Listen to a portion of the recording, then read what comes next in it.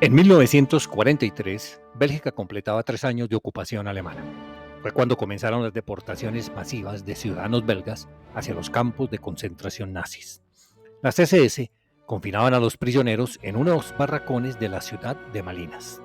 Se calcula que de allí partieron 28 trenes con más de 25.000 personas, entre judíos, gitanos, comunistas, resistentes y demás indeseables para los nazis. La mayoría de estas personas fueron llevadas al campo de exterminio de Auschwitz, en Polonia. El 19 de abril de ese año partió el convoy número 20, camino de la frontera germana. Los detenidos iban amontonados en vagones de carga con heno en el suelo y una apertura mínima para el aire. Por fuera se había añadido una red metálica con espinas para evitar fugas.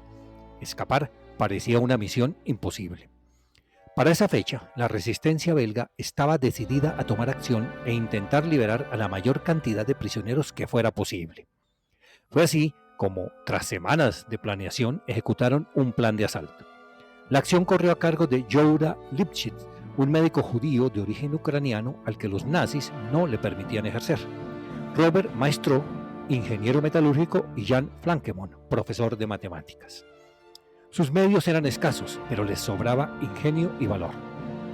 Sus elementos se limitaban a una pistola, una linterna, unos alicates, papel de seda y mucha decisión.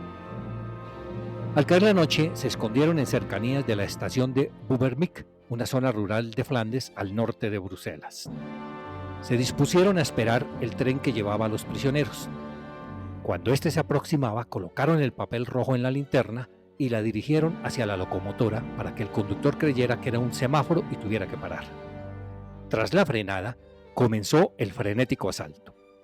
Mientras sus compañeros lo cubrían y ayudaban, Maestro logró abrir uno de los vagones y liberar a 17 personas. Enseguida, fueron de vagón en vagón rompiendo los maderos, mientras los prisioneros desde adentro terminaban de abrir espacios suficientes para poder escapar. En ese momento, el oficial y los 15 agentes de la Gestapo, que custodiaban el convoy, se percataron de lo que sucedía y comenzaron a disparar contra los fugitivos. También amenazaron al conductor, Albert Dumont, para que reemprendiera la marcha.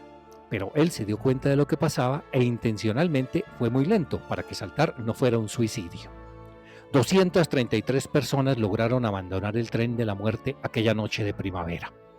La mayoría escaparon con vida, aunque algunas de ellas heridas. Los 3 liberadores también consiguieron huir y guiaron a los que acababan de salvar hacia el bosque por una ruta que habían trazado con anterioridad. Ya fuera de peligro, repartieron entre los fugitivos algo de dinero proveniente del Fondo de la Resistencia.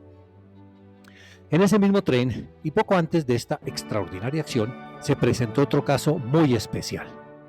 Se trata del escape de Regine Kochman, una enfermera a quien antes de su partida en el tren, un médico judío del campo de prisioneros de Malinas le entregó un cuchillo para pan que ella escondió entre sus ropas. El médico la animó a intentar huir, porque si no, le esperaría una muerte segura en Auschwitz. Desde que salieron, se dedicó a cerrar las barras de madera del vagón y finalmente logró saltar.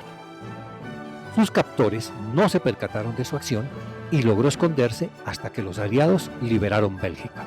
El escape de prisioneros del convoy belga fue una operación inédita en toda la Segunda Guerra Mundial, primer y único asalto conocido contra los trenes nazis.